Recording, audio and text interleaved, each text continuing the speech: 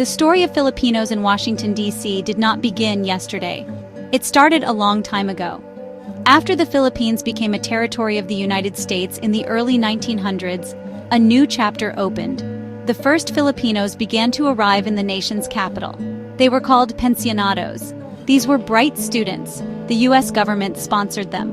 They came to study in American universities. They were meant to learn about American ways. Then, they were supposed to go back home to lead. But, some of them stayed. They built new lives here. This was the start. It was a small beginning for a community that would grow so much. These early arrivals were pioneers. They stepped into a world that was not their own. Imagine leaving your home, your family, your language. You travel thousands of miles to a new country. Washington, D.C. was a very different place then. The city was not as diverse as it is today. These first Filipinos had to be strong. They had to find their way. They looked for jobs. They looked for places to live. They looked for each other. They started to build connections, a handshake, a shared meal, a conversation in Tagalog or Ilocano. This is how a community begins. It starts with simple acts of reaching out. Over the years, more Filipinos followed. They came for different reasons. Some joined the U.S. Navy and were stationed nearby. Others came looking for better opportunities. They heard stories from relatives and friends who were already here. They heard that there was a life to be made in America. Each person who came added another thread to the growing tapestry of the community. They were not just numbers or statistics. They were people with hopes and dreams. They carried their culture with them. They brought their values of family, faith, and hard work across the ocean. The journey was not always easy. Adjusting to a new life is a struggle. You have to learn new rules. You have to understand a new culture. The weather is different. The food is different. Sometimes you feel alone. But these early Filipinos were resilient. They found strength in each other. They formed small groups. They met in churches. They gathered in homes. They created a space where they could be themselves. A space where they could speak their language and share their stories. This foundation, built on shared experience and mutual support, is what the community in D.C. still stands on today. It is a legacy of courage. A Filipino word you will often hear is bayanihan. It means community spirit. It means working together to help someone in need. In Washington, D.C., bayanihan is not just a word. It is a way of life. When a new family arrives from the Philippines, the community steps in. People do not wait to be asked. They offer help. They might give advice on finding an apartment. They might share information about where to buy familiar Filipino groceries. Someone might even offer a temporary place to stay. It is an unspoken promise. You are not alone here. We will help you. We have been in your shoes. This network of support is strong and deep. It helps people with the big challenges of moving to a new country. Navigating the immigration system is complicated. It is a maze of paperwork and rules. Many Filipinos who have gone through the process share their knowledge. They guide newcomers. They tell them which forms to fill out. They explain what to expect. This kind of help is priceless. It is more than just information. It is a gesture of solidarity. It says, your struggle is my struggle. This is how a community becomes a family. It is built on trust and a shared desire to see each other succeed. The support extends to everyday life too. Think about childcare. Many Filipino families have two working parents. Finding affordable and trustworthy childcare can be hard. So the community creates its own solutions. An auntie or tita might watch the children. A neighbor might help with after-school pickups. People trade favors. They rely on each other. This is not a formal system. It is a natural part of the community's fabric. It allows parents to work and provide for their families, knowing their children are safe. It is a circle of care that connects everyone. Finding a job is another area where the community pulls together. Someone might hear about an opening in their office and immediately think of a friend who is looking for work. They pass along the resume. They make an introduction. They offer a recommendation. This is how many Filipinos have found their footing in the DC job market. It is a system built on reputation and relationships. The goal is to lift everyone up. The success of one person is seen as a success for the entire community. This spirit of mutual aid is the glue that holds everything together. It makes life in a big, busy city feel a little smaller and a lot warmer.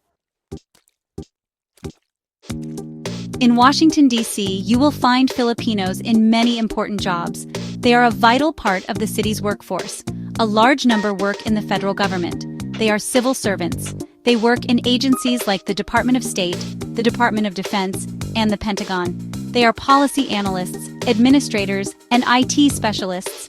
They contribute to the daily work of running the country. Their presence in these roles is significant. It shows that the community is not just living in the capital, it is helping to shape it. They bring their skills and dedication to public service every single day.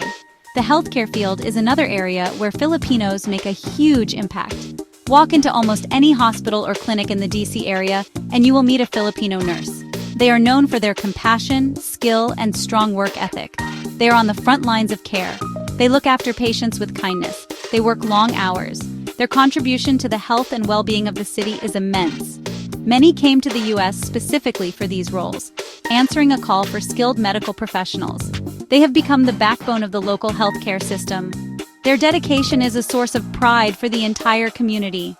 Education is also a field where many Filipinos have chosen to build their careers. They are teachers in public and private schools across the region. They teach math, science, English, and history. They are shaping the minds of the next generation. They bring a global perspective into the classroom. They serve as role models for their students, especially for young Filipino Americans. They show them that they can achieve their dreams. By working in schools, they are investing in the future.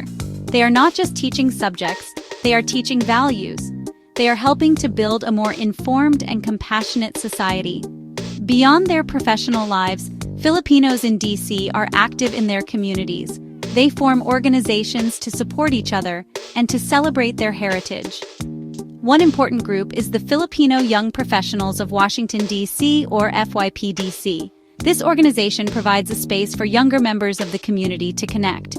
They organize networking events, professional development workshops, and social gatherings. They help young Filipinos build their careers and their social circles. Groups like this are essential. They ensure that the spirit of community is passed down to the next generation. They are building the future leaders of the community. How does a community keep its culture alive so far from home? For Filipinos in D.C., the answer is through celebration, business, and memory. Throughout the year, there are events that bring people together. Food festivals fill the air with the smell of lumpia and adobo. Christmas parties feature carols and traditions from back home. But one of the most important times is Filipino-American History Month in October. This is a time to honor the past. It is a time to celebrate the contributions of Filipinos to American society. There are lectures, film screenings, and art exhibits. It is a public declaration. We are here. This is our history. Filipino-owned businesses are another pillar of the community. They are more than just places to shop or eat. They are cultural hubs. Restaurants like Bad Saint or The Game have become famous. They introduce Filipino cuisine to a wider audience. But smaller grocery stores and bakeries are just as important. They are places where you can find familiar ingredients. They are places where you can hear your language spoken. They are places that feel like home. When you support these businesses, you are supporting the community. You are helping to keep the culture visible and strong. These businesses are anchors. Preserving the community's history is also a vital task. Memories can fade, stories can be lost.